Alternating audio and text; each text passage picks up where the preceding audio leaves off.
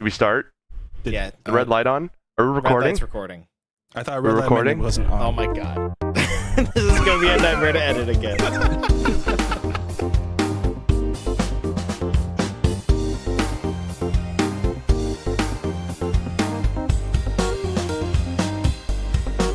We're recording. God damn it! I'm sorry. All right, welcome to Barely a Conversation. I am one of your hosts here, Grizzly Bear, aka Jeremy. I'm Panda Bear, aka Alvis. Polar! My mic didn't cut out that time. Ryan. Congratulations on us actually hearing you on this recording, unlike the start of the Yay! first episode. I'm present. Hey, since you're present, why don't you kick off with your bear fact of the episode? My barely a fact. My barely a fact is again for polar bears. No bias there at all. But polar bears are not white. Their fur is actually clear, and they have a black skin to protect them from sun damage. So wait, Can you tell I'm a teacher? it's so black skin and then white hair to protect against sun damage? No. Clear hair. They do not have white hair.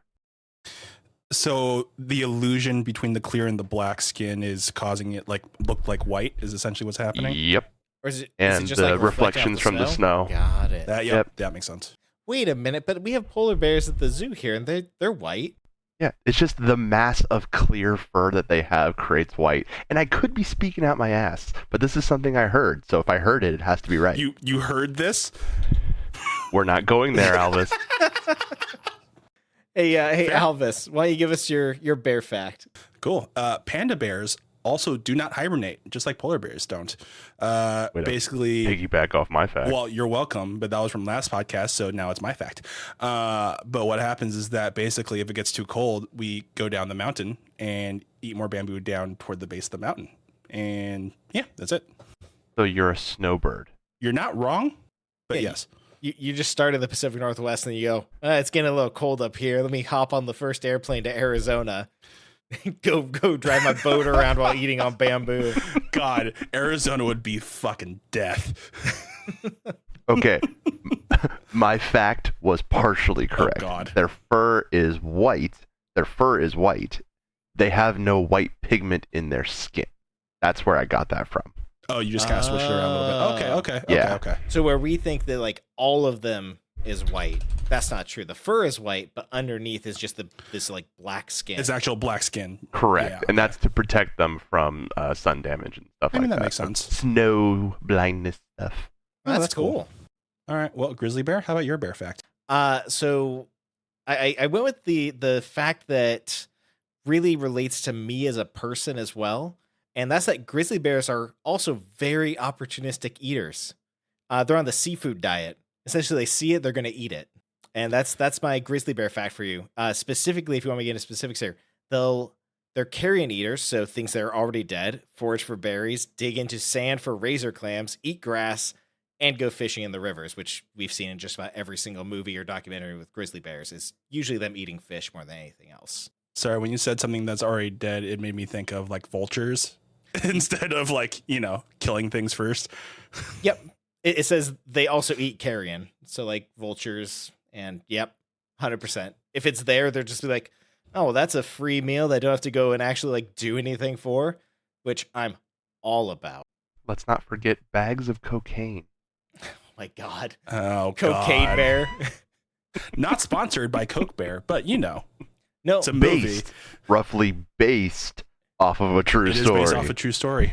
I'm not gonna lie. I really, really want to see that movie. Because That's a shitty movie Sunday. It just looks It is. ridiculous, and I'm all for it. One of the actresses has gone to state in media when she's done interviews that this movie will ruin my career. Oh, seriously? Yes, I can't. I'm looking. Okay, I'm looking it up. Look it up. I need to know. That's amazing, though. Like, just the thought of like knowing the thing that you're about to do or that you've done is about to ruin your career. Yeah, this thing will ruin my career, but I'm gonna do it anyway. I don't know, I feel like that's a real Samuel Jackson move with snakes on a yeah. plane. Yeah, you're not wrong. But Got it. motherfucking snakes on a plane. You got it? Go ahead, Ryan. Yep, got it. Elizabeth Banks has quoted in stating, "This could be a career ender." I mean, I think that it's going to be a great movie because of how ridiculous it is in nature. I feel the more ridiculous a movie is, the better it's going to do in theaters typically, or on streaming services, whichever way it comes out. I think it'll like be hilarious. Yeah. I mean, all PR is good PR. Maybe not all PR. Yeah, I'll give you 90% of PR is good PR. Yeah, 90% seems like a pretty good number. I think there's 10% sitting there that's just like really bad. And we could probably point out some, but I'm not going to get too political here. But there's like 10% that's really bad. Yeah. Yeah. I don't know what you're talking about. And moving on. So that was the fun bear facts. All right. Well, Jeremy, why don't you start us off with what games have we played so far this year? Yeah. So we talked a little bit in the first episode about our goals. And although mine was and is still to beat Ring Fitness, I have not touched Ring Fitness since that goal. I actually hurt my calf, which kind of stopped me from doing most physical things for the last like almost week now. But it hasn't stopped me from playing other games. So I've played the living shit out of Kingdom Hearts is really what I've been into. I beat Kingdom Hearts Chain of Memories Part 1 and Part 2, so like Sora and Riku. And then Kingdom Hearts 2 Final Mix as well I beat. And for those of you that don't know, I have a daughter, and she loves Disney, as most kids do.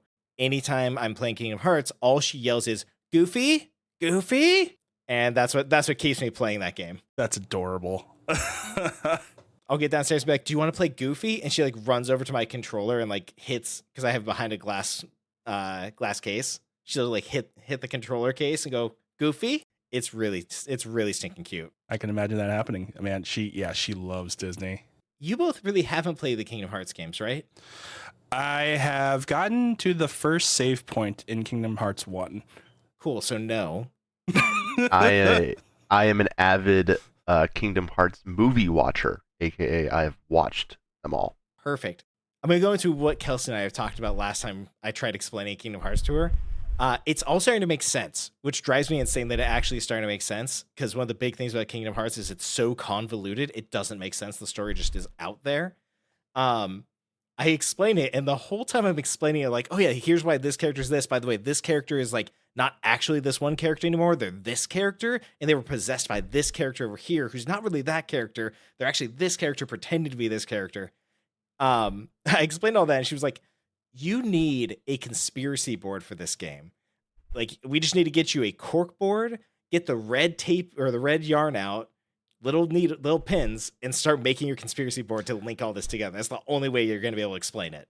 I was going to say the red string would work really well with that, actually. Absolutely.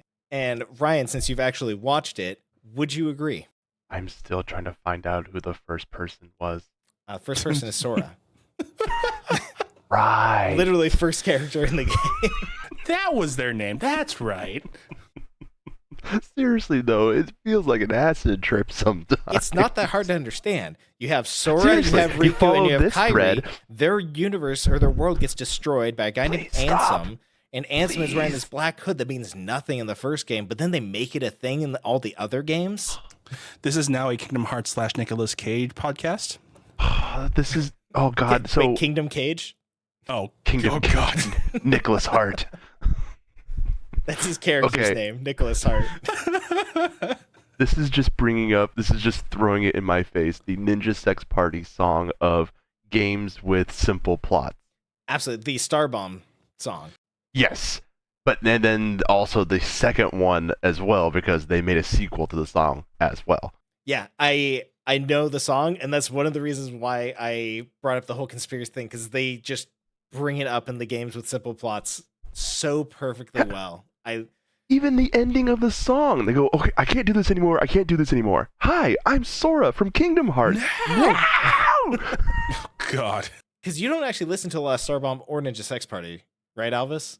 Yeah, I haven't really. Okay. But I need to. You need to listen to, if you don't listen to anything else, listen to both of the games with simple plots. Or is it 3? Is there one on each album, now that I'm thinking about it? I think there's only I think 2. there's only 2. And then Smash. You have to listen to Smash because Smash is great. Okay, cool. Sounds good. That's your homework. And with that, I'm also going to pass you. What are you What have you been playing this year? Oh man, I put easily over 80 hours into Marvel's Midnight Suns.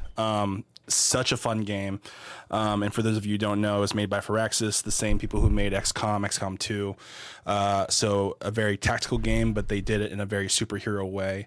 They did such a good job. Like, it's the percentages that you usually see in those type of tactical games comes from basically odds of whether you're going to knock somebody out completely in the first round or something along those lines, as opposed to how accurate a superhero is. Because usually most superheroes are pretty accurate. So they did a really cool job with like making that into more of a like, lore based thing where it just makes more sense.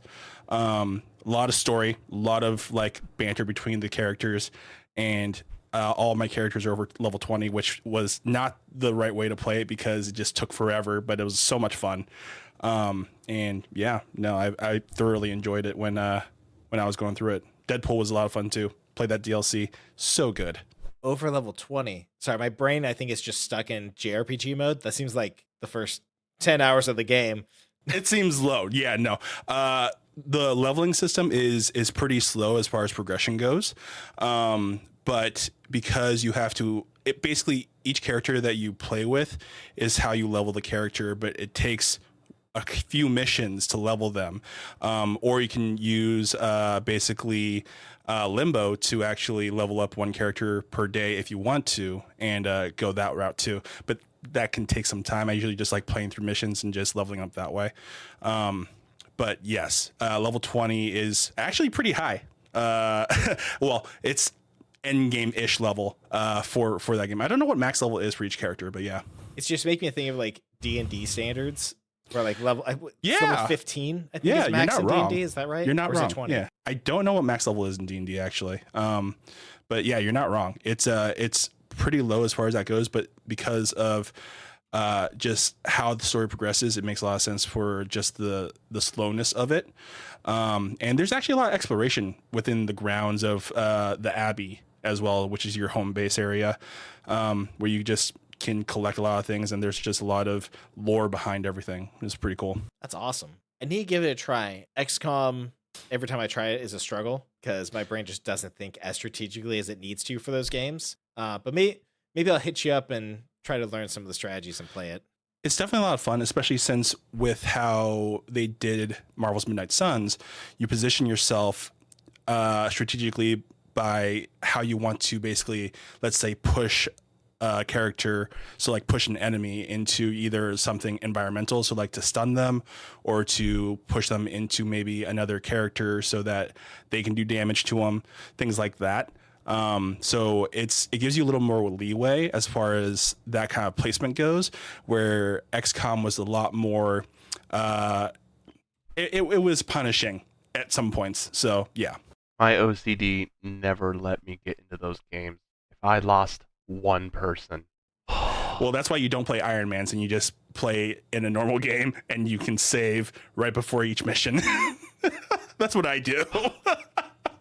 Especially in games when I name them your guys' names and other people I know. So that's been fun. But anyway, I've lost you a couple times, but I brought you back. It's fine. It's okay if Ryan just sacrifices you if he names a character after you. I haven't even gotten to my part yet. All right, Ryan, what have you been doing this year? Besides sacrificing you two? Clearly. So yeah, I beat Cult of the Lamb. Oh, nice. I did see you beat that. How was it? Yeah. It's a wonderful game. Wonderful game. I mean, it's an indie game still, I guess. And it's a wonderful little cult town. What's the word I'm looking for? Management. Little town manager, a little cult manager, with also some dungeon combat, which is really, really nice. It reminds me a lot of Binding of Isaac. But yeah, you can get all these cult followers, and you can name them whatever you want. And I did not know when I started the game that they would die from old age, and if they did die from old age, your cult would get sad. So of course, I'm sorry, both of you were sacrificed for the greater good. I didn't realize that it was due to it makes them sad from old age. You know what? I'm not offended by you sacrificing me at that point then. Same. I went to a greater cause from that. For the greater good. for the greater good. And we also ate you, so multi-purpose. Yeah. Perfect. Sustenance. Awesome. But I actually beat that a while ago, even before we started our first podcast. The game that I've been playing that I'm really trying to finish, and I don't even know if you can consider it finishing. I'm just trying to do everything you can do, is Risk of Rain 2. Oh, yes. I would I consider have that 7. finishing. It's kind of like when you quote unquote finished Vampire Survivors, they keep adding to it, so it makes it hard. But God, they won't let me keep my title. you're trying to do all the achievements, right? Essentially. Exactly. Yeah. I have 7 of the characters done, which is pretty good. And my strategy is, I've got my strategy down, but it's such a time consumption that I get into. One round can take me 90 minutes. And it's not that I couldn't finish it quick. It's just I want my person to be a god. Which makes it very difficult when you get to the final boss. That's why I never go to that boss. Little helpful fact, little polar bear factoid for you. If you want to be a god in Risk of Rain 2, don't go to the lunar boss. Don't go to the moon boss, because then he becomes a god. Go to the celestial boss. Get those beads, go to the celestial boss, kill him in 2 seconds, beat the game, be happy, go have juice. Juice. Go have juice. So doesn't is the moon boss the one that steals everything? Is that why? Yes. Yes. His third phase where 1, 2. Fourth? Technically the fourth. Second phase, he's not there. Wow, I sound like a nerd. But fourth phase, he walks really slowly while taking everything you have. And if you have an item that says, sends an attack back if anyone hits you, you're dead. Especially if you have, 10 stacks of it. Shut up. You don't know me. Only 10 stacks, not 200 stacks of sunglasses? I have not gone the 200 stacks for sunglasses for a long time, just because it makes the game too easy. It does. I actually regretted when we were all playing it. I did regret going like max. As I didn't even get 200. I think I got 165, and it was still. So you only have like 80%. Yeah, it was still instant killing like everything for us. To be clear, this is the void sunglasses. But yes. My favorite currently is going crit, so you can get all those big numbers. Because I'm OCD and I like the big numbers.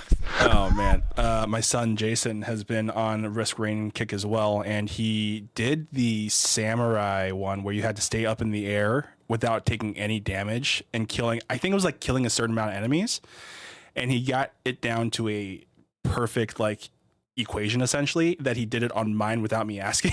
I was like, okay, thanks, I guess. I could have solved that for you. Sorry. My brain's how it works. The purple area where it has those jet streams, you could just sit in one of them and you're done. That's he did it the hard way. The things I didn't know how to use when we played. Exactly, and it killed you. Yeah. I feel happy. The hardest one. Sorry to go off on another tangent here, but you piqued my nerves.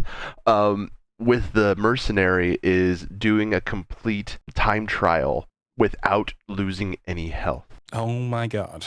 That was the hardest one to get, and it took me a week to get it because the time trial changes every day. So I had to get the one that suited me best. And once I finally got it, I managed to land and get a lunar item immediately, and I got heresy, so I no longer was a melee character. I could actually shoot far away. Yes. Everything worked great. The gods, everything smiled upon me, and then my power went out, and I had to wait for 2 hours until I could try again. Oh no! That was that day. Yes, it was. Oh no! I was so upset. I can only imagine. That is hilarious, but upsetting at the same time. This also explains why I'll open up Steam and just see you in Risk of Rain, and then I look at the time of day. I'm like, there's no way in hell he's playing Risk of Rain right now. Right? He works. I know he has a job. And it's not even remote work. He has to go there. Yeah, I'm like, bastards. it is 11 o'clock at night. That's like at least 4 hours past his bedtime. Yeah, I'm old as fuck. No, you can't save in that game. So if you have a good run going, you just gotta pray to the gods your computer doesn't fuck up. You just hope it doesn't crash and then Windows doesn't do a mandatory update.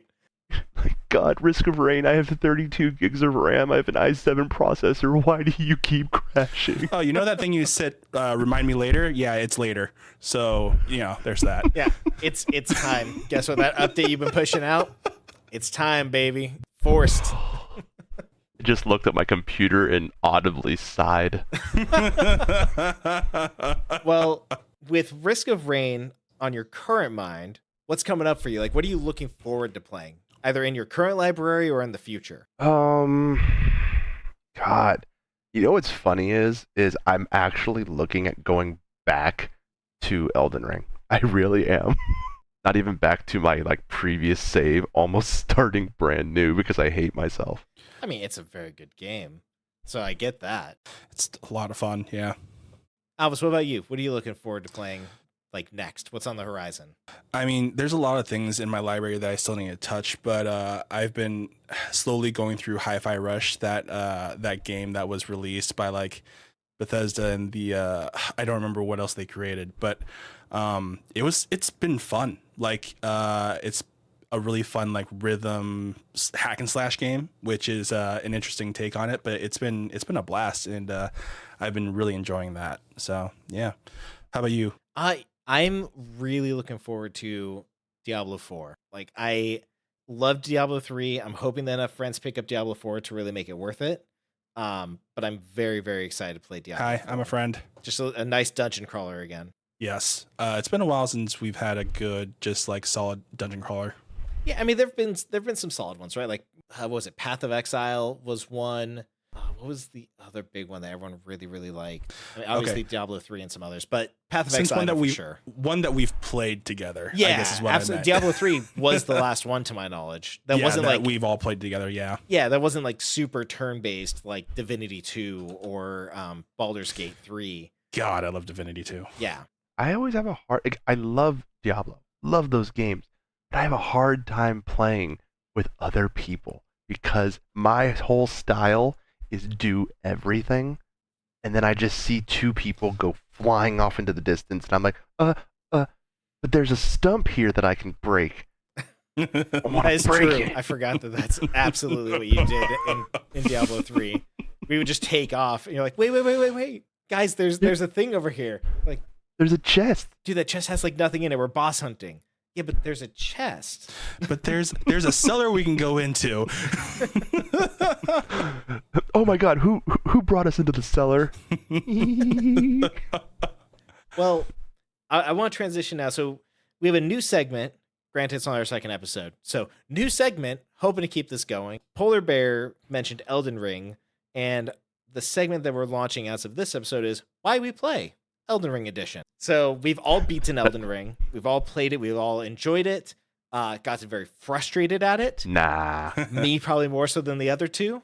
I'm actually going to kick it back to Polar Bear. Ryan, you get to kick it off because I believe that you're probably, out of the three of us, the biggest fan of Elden Ring at this point. Yeah. Yeah. So what is Elden Ring for those that don't know? Oh God, if you don't know, why are you listening to us? It's fair. I mean, come on. Oh God, Elden Ring is one of those games that when I first heard of Elden Ring, Bloodborne, all of that, I'm like, those are just rage games. Why would you play it? It's just a rage game. Elden Ring is actually the very first of the entirety of the series, trilogies, or whatever you want to call them, that I've ever played.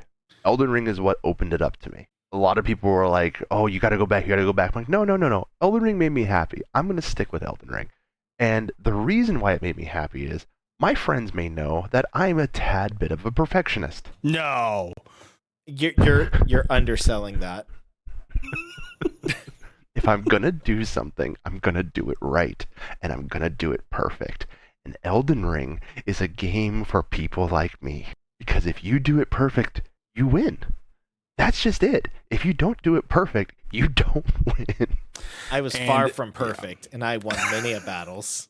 Thank you very much. You just fucked up enough to make it work. Basically, yeah. That's true. But if you wanted it to be beautiful, and you I'm a very tactician person. I wanted to think it through. I wanted to plan it out. I wanted to think about the boss I was going to fight and what would be best for that situation. And that game scratched every itch that I had at that moment. And that's why I want to go back, because I kind of miss it. No, for sure. Elden Ring is a very unique Souls game. So, similar to you, that's the first Souls type game that I've played where it's you fight these things and the second you mess up, you die, essentially is what it is. And it was a lot of fun to know that I fucked up and I died because I fucked up. Not I got like a second like chance at it like real quick. Like you have to actually like respawn.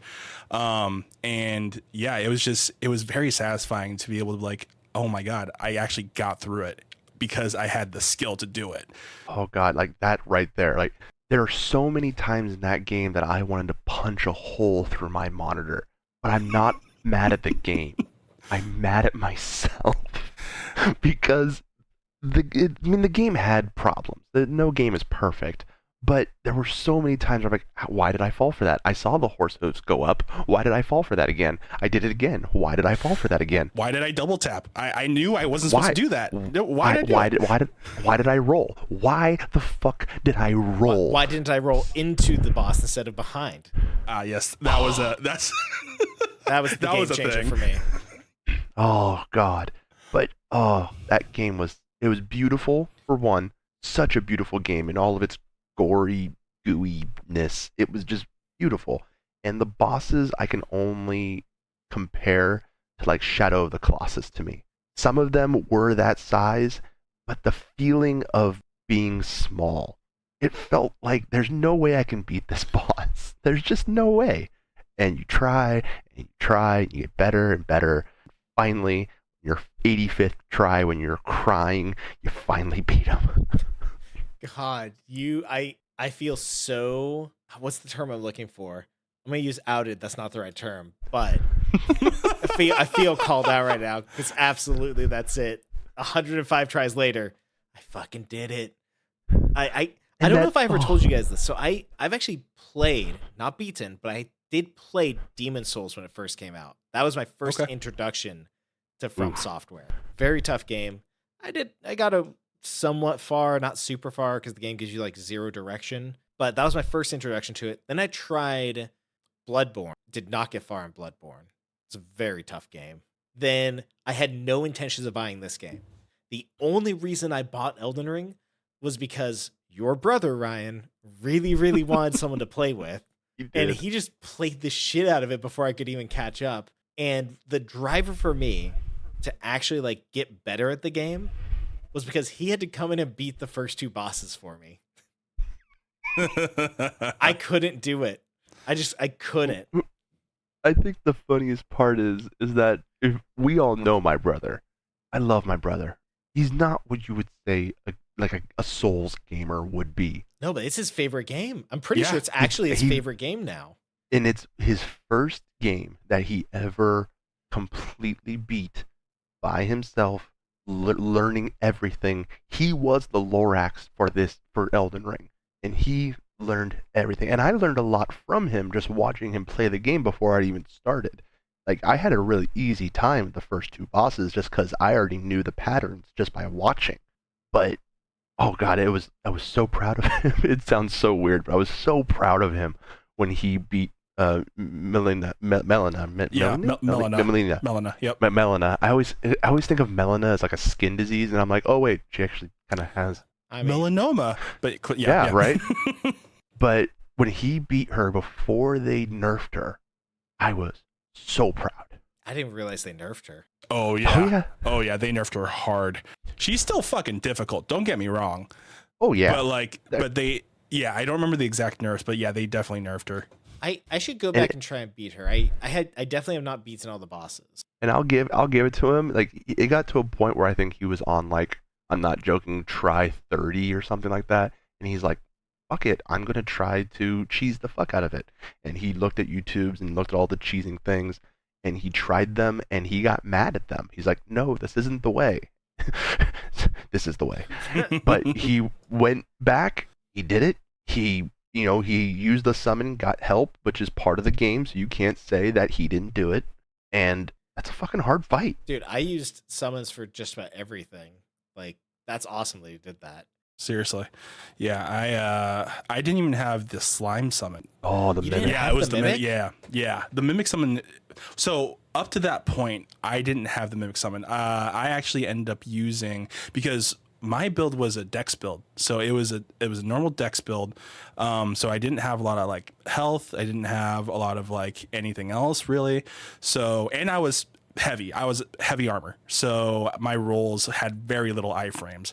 So I was using a tank as my summon, and I don't remember the name of it. I need to look it up, but yeah. So it was, I mean, it got me through, but still. God, my first run through, I did because I always pick the class that lets me be far away. I'm the sniper in every shooting game I know. I like to be far away. So of course I was the wizard or mage or whatever when I did the first build. Later did I find out that's the easy way of going. And you can't use the mimic. We all With- have such different starters. Because I went straight up Unga Boonga build, and let me Yes, tell you you, did. my mimic was a god next to me. Yeah, was it would have beautiful. been. God, did you ever have the mimic before they nerfed it? I don't know. God, because all the Oonga Boonga people that had the mimic where it was 100% of whatever you had, Oh yes, that was me. fucking walking around gods. Yeah, literally, I would walk into a boss fight and be like, mimic right away, instant heal, and let's do this. As my mimic is running up to Melina at her feet, trying to Kamehameha wave her. It's the reason why I didn't use the mimic, because like being a dex build, I had katanas and like pretty much not really a glass cannon, but pretty close enough that it's like it didn't make a lot of sense for me to use the mimic. So yeah. I think I used the assassin one the most. Oh yes. Once I did get her, she Pain in the ass to get her. yes, but she was so good. I feel like I need to play again. Do you guys remember the very beginning when I started the game, the text that I sent you? I remember tears and hatred. So outside the tears and hatred, I killed everyone by accident. That's right.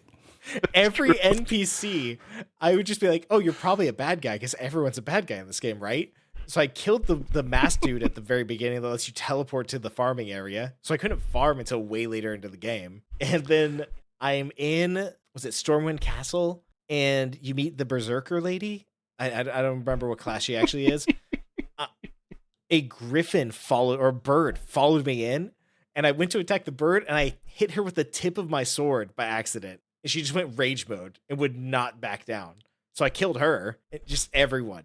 Every NPC that I could kill, whether on purpose or by accident, died by my blade. So I missed so many things, I'm pretty sure. We have the smooth-moving, quick-moving samurai, Albus. Hi. We have the long-distance tactician magician, me, and the Oonga Boonga guts of Jeremy. Yeah, I really should have just named my character Fred Flintstone, because that's kind of what I was just doing the entire game. Oh, never mind you that they had a sword made up of 1,000 Oh, swords. so fun you know. fact. I have a piece here where I said, let's talk about our favorite sword. I only used the grafted blade, the Game of Thrones sword, once I got it. Oh, That was Yeah. the only sword I used the entire game, because all it does is boost all of your stats. So I go like major stat boost and just start swinging. And I have the amulets for like jump swing power-ups, and yeah, that's all I did. the saddest moment for me is I didn't know about the combination flask. Wait, what do you mean? Oh, I played the whole game without ever You didn't using know that. about was it Oh. Wondrous Potion or something? What's the name of Yeah. that thing? I played the whole game and never used it. It is Wondrous Potion, right? I think so. I don't know because I never used it. It is. It's. Oh my gosh, dude, that thing was a lifesaver. You just Seriously. make different mixes at the grace sites and No, Go no. from I'm just there. gonna stay far away and throw rocks at you. That's my job. I mean, yeah. I mean, with how you built, I guess it didn't matter as much, but like, fuck, it would have made life a little easier, probably. I was over 100 intellect before I could like God. carry anything. oh my That makes gosh. Like, that, glass- yeah, that makes sense. Glass cannon cannot describe my character. Someone would breathe on you and you just like fall over. Like, oh no, Oh no, a light breeze. a gentle breeze. Woo. In that game, it was more like, oh god, hell dog. Yes. Oh god, the fucking zombie dogs, man, are the worst enemy in the game. I will say, the patch to fix the dogs was life-changing. Yes. I didn't even know they patched them. They patched them because the dogs were harder than bosses in a lot of areas. This is so true. It's so true. Well, they dodge so fucking much. So. Yeah. Oh man. Well, speaking of weapons, so my build, Dex build, my favorite weapon was actually a weapon that Ryan, your brother, didn't even know about. Ooh. Was the Nagakiba. So it's the long katana that you get from Yura. So I don't know if you remember who Yura is, but Yura is the first person you encounter underneath the bridge in like that river area, and they basically get summoned with with somebody who's trying to quote unquote invade your world. It's one of those scripted summons, but Yura helps you. But what I did in my first playthrough, because I had no idea what was happening, is I killed Yura, which gave me the Nagakiba. But turns out you could also do like their entire quest line and get the Nagakiba and their armor later on. But yeah, I was running with that sword the entire time, and it's basically, a lot of people liked using the standard Uchikatana that you started with like Dex builds. But I really like the Nagakiba. It was fun. It's a little bit longer reach, so it actually gave me just a little bit more of like that reach, which is nice. Actually, you actually helped me get that from him. Yeah. Because I was so far ahead in the game that I couldn't find where I was in his quest line.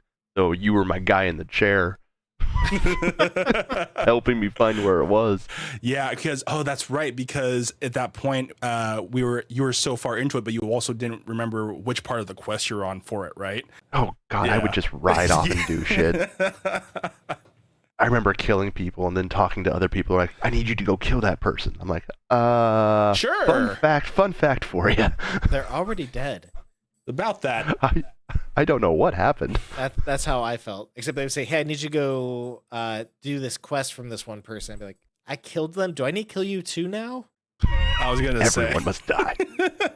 before they even finish the sentence. Just kill. Just making sure you're not going to attack me, because I don't trust any of you.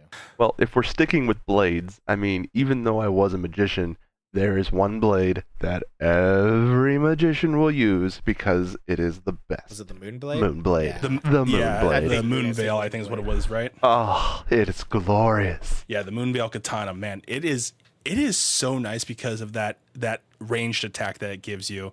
Yeah, it's beautiful. It's got the range attack. Not only is it extra distance and it's powerful as all hell, goes off the intelligence stat.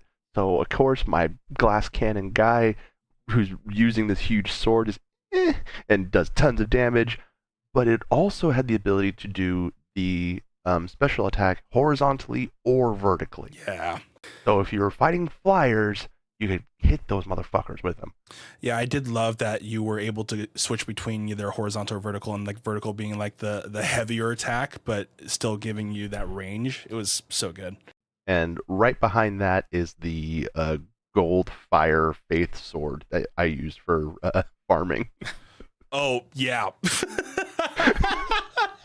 That everyone used for farming? Yeah, I call it the swipe away sword. Just goodbye. I probably used that sword too. I also used a claw for one. I don't remember what claw it was. It was the one time I tried switching away from the Unga Boonga, and I just realized, no, I know what kind of character this is, and I switched back. Claws are too delicate. I need a giant fucking sword. Well, I did all the stuff for the beast talisman and all the beast quest with the death breath. Is that right? The rotting dragon's breath. Scarlet Rot breath. Yeah, that one. The one where you kill you don't kill him yet, but the beast in the first grinding area with all the hooded monks, the little black monk guys that kill you. A lot. What was his name? Looking it up. Beast guy Elden Ring, because I don't remember his name. That's not gonna give you a bunch of hits. First hit, Beast Clergyman. In the crumbling Faramazula, he turns to Garank. Oh yeah, he doesn't. Oh, that guy. Yeah, he doesn't kill you unless you. Oh, did you never finish his quest line? No, I did, but you're supposed to calm him down. Did you not calm him down and killed him? Oh, calmed him down by killing him. I calmed him down, but okay. Spoiler moment. If you haven't played Elden Ring, spoiler moment right here. Spoilers. I'm going to say it 2 more times. Spoilers, spoilers. You do kill him later because he comes back as you're going through the main quest lines and he reveals his true form. Yeah, that is true. Okay, then yes, I maybe killed him. I don't remember. You absolutely killed him because it's a main quest line. Okay. You might not have known it was him. Oh, Yeah. you know what? No, you're right. I did kill him. Yes. Yeah. Nope. I'm remembering now. Okay. Yep. Because he takes off the cloak, right? Yes. In that fight. Yeah. Yes. Okay. And then yes. he reveals himself as, is it Malekith? I think is his name. Yeah, it's Malekith, and I actually wore his armor from that day on because that armor was so cool good. as hell. So good. Guys, all this talking is giving me the itch. The itch to go play. I mean, All I'm saying is there is the multiplayer I was mod. about to say, yeah. I need to buy it on If PC. only one of us actually bought it on the correct system. Tell that to your brother too. His brother rebought it already. No, but he started with the PS5, which is what made you buy it on the PS5. Yes. But he realized his mistakes and bought it on PC. Well, to be fair, I'm glad I bought it on PS5 because the PC version had so many issues when it launched. To be fair. To be fair. I am curious, what area jived with you guys the most? Like, what area did you go to and you're like, oh my God, this place is, whether it's beautiful, your favorite just place to chill and like mass murder, because the game's all about mass murder. Or like, what was your zone?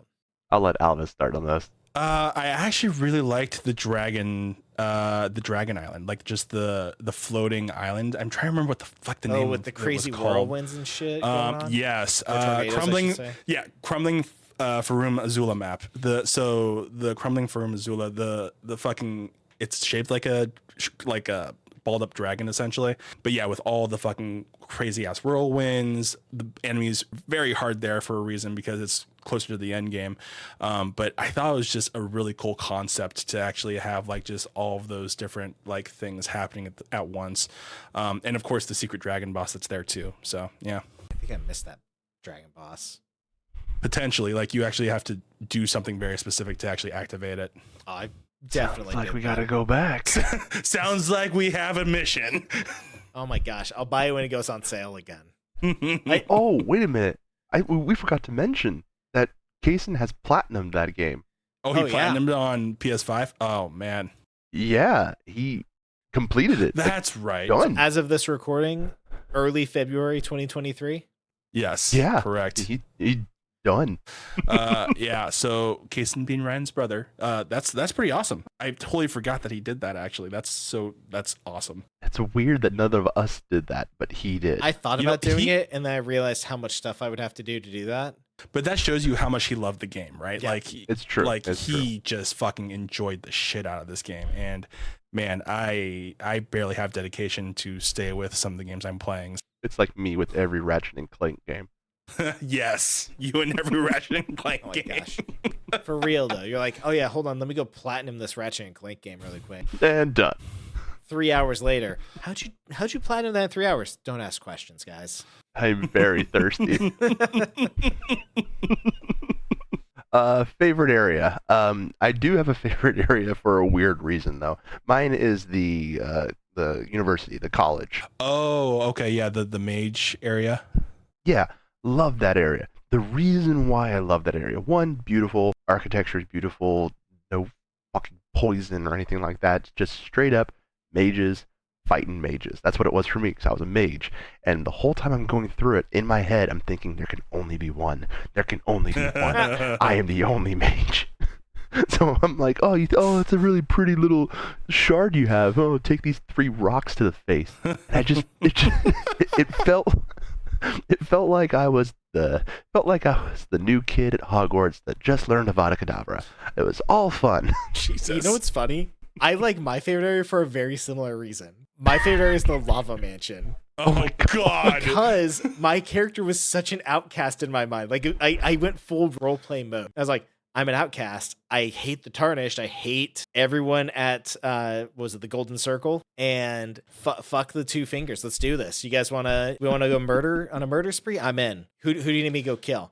And I was just like, just send me on a quest. I'll go murder whoever you need me to murder at this point because I don't have anywhere else to really call home in my mind. Sounds like we need to embrace the chaos flame. Yeah, I was just like, cool. You need me to just go Just stir up some trouble. I'm into it. Let's go. Oh god, I forgot about those quests. Actually, it was those quests that I showed Kason when you fight the twins. You remember that? I remember the twins. Mm-hmm. That was a tough fight. It's very tough, but there is a gold summon there, and it's one of the people from the lava mansion if you are far enough ahead in it, but haven't completed it. Oh. It's the guy that you eventually kill at the very end of that mission. Spoiler alert. But whatever, it's been out long enough. But if you don't kill him yet and then go fight the twins, his gold summons is there, and he is a tank above all tanks. He heals himself constantly, and it made me, a mage, very happy to just sit back and blast him. You're just, nope. Oh, that's cute. Kamehameha. I think I read about that quest line, and I was actually already past the point of no return to actually have him help me, which honestly, like, it's so easy to do in this game that you're just like, here I go killing again. And then fucking like, oh, now I'm too far past gone where like I can't, redeem this person because I killed their mother. But Oh, shucks. Oh, shoot. I think we're all forgetting the real question here. Who is your Elden Ring waifu? ooh, that's a tough one. This is where we really get into it, guys. This is going to cause the most fights. I'm just going to say Ronnie. I'm just going to come out and say it. The weird doll thing. Oh, the witch? Yeah, the witch. The weird doll thing. I mean, she looks like a doll, but yes, Ronnie the witch. She is a doll. Yes. In the story. Yes, you're right. She is a doll. Yep. But no, I love her. She's weird. Outside of the lava mansion, Ronnie accepted me. So it's true. Albus? I'm gonna go a different direction. I actually really like Roderica. She becomes the apprentice to the Blade Master. Oh, okay. Yeah. And she ultimately helps you. Man, it's been so long since I played the game. I don't remember exactly what she did, but she basically helped you upgrade certain things. I think it was either the ashes or something like that. Yeah, it was the ashes. Yeah, she learns from the blacksmith that she has a gift. Yep. And that's after you saved her from that like one little hut too. So like, just damsel in distress, but it's super cool. I like that she became somebody to help you on your journey after you saved her. How about you, Ryan? Oh, and my personal belief, there's only one right answer. And I believe the song Hot for Teacher by Van Halen gets it best. Oh, but boy. Sorceress Selin. You went with Sorceress Selin. Okay. Hot for Teacher. But she's the one that wears the big, like, statue mask. She teaches you all about magic she's one of the first women you actually see in the whole game. She's trapped. Did I kill her? Probably. You probably did kill her. So technically she's trapped. You don't find out she's trapped unless you do her storyline. That is true. But being a... I think I killed her. That would make sense.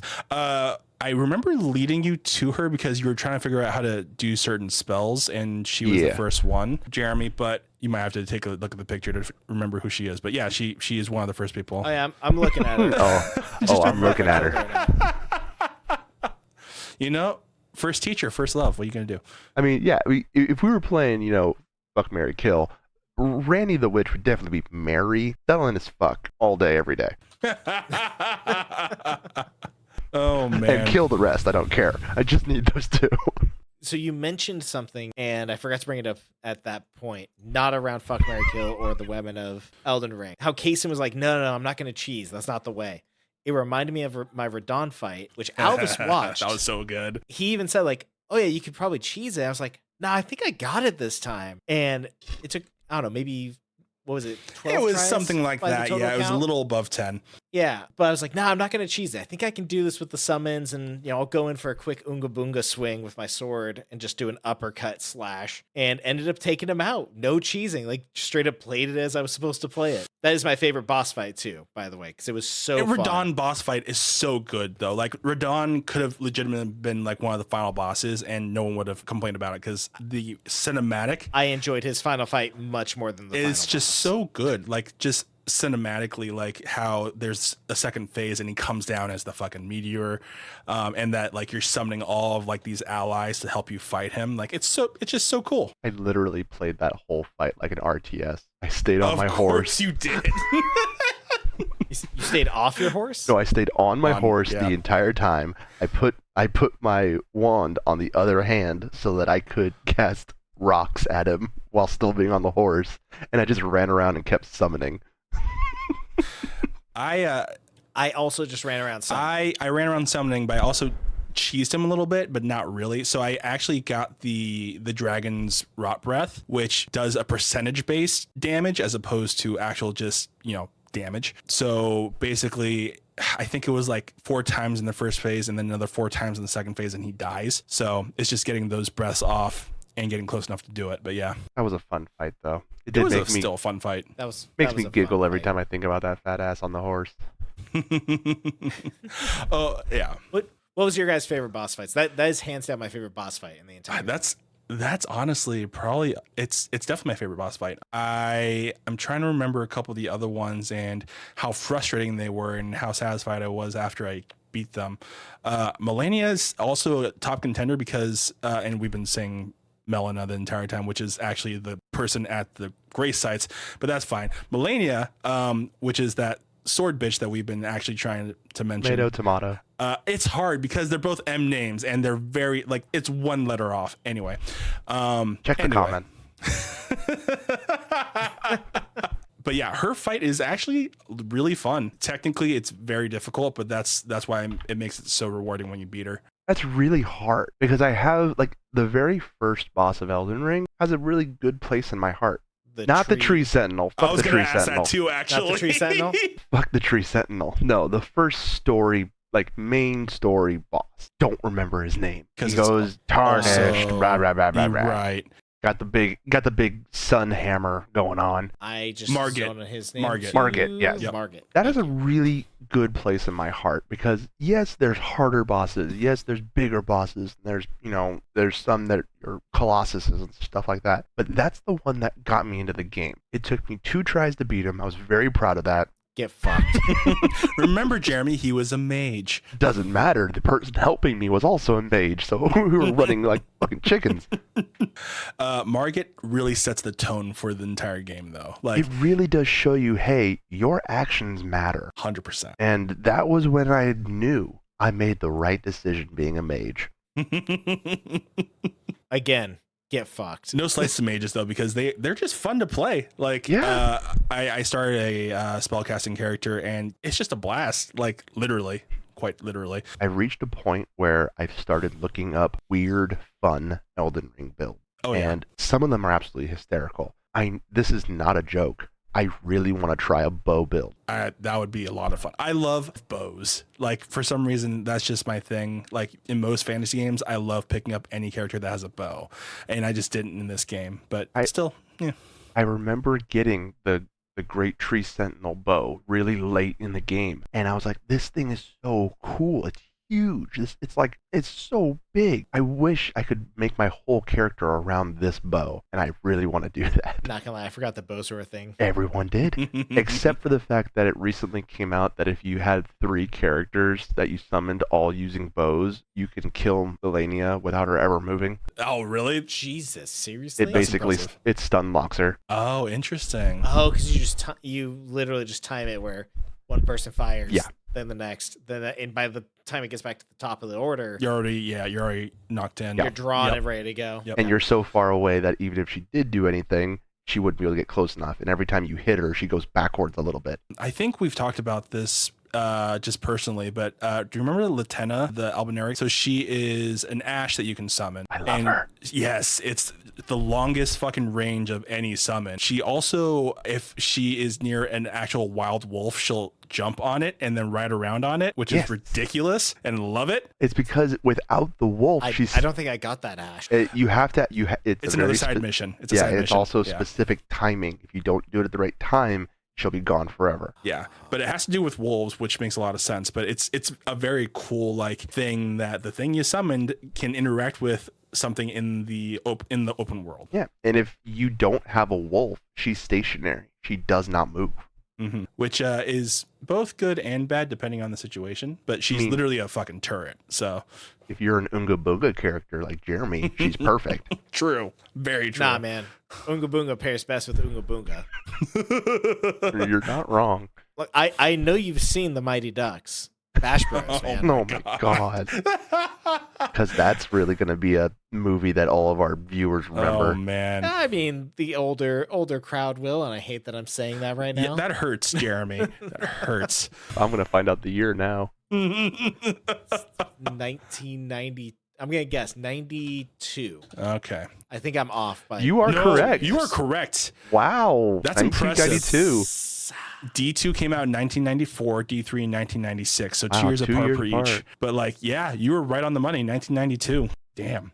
Anyone remember the animated series? Because I do. Yes. Absolutely. Space ducks. They were from space. So before we get too far into Mighty Ducks, I think let's close up our why we play section here with some final comments. I'll kick it off with I love Elden Ring now. I didn't, but I absolutely love Elden Ring. It's a game that everyone should play. Give it a chance. I got so frustrated with it, I literally uninstalled it from my system after a boss once. And bless my wife, I love her to death. She told me to stop being a baby and reinstall this game that I've been enjoying playing and just finish it. The good woman you got there.